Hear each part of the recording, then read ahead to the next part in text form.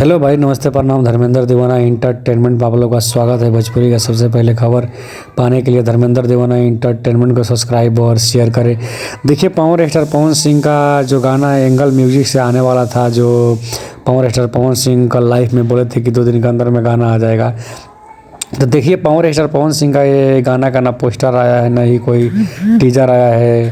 तो लग रहा है कि ये भी गाना नहीं आ सकता है। तो देखिए, आज शाम तक कमती में रात के 8-9 बजे तक ही आ जाएगा टीजर, या कल ही टीजर आएगा। तो कोई इसमें गारंटी नहीं है, पर टीजर या पोस्टर को आउट कर देना चाहिए। पर ये अभी तक नहीं हुआ है, लापरवाही थोड़ा हो रहा है, कुछ नौटंकी ज़्यादा भी हो रहा है क्या।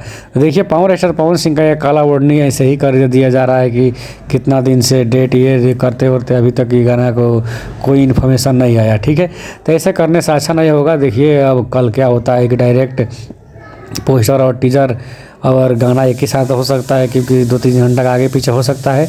तो देखिए क्या हो रहा है, अभी नहीं बता सकते हैं। अपडेट आते ही बता देंगे। जय हो पावर स्टार।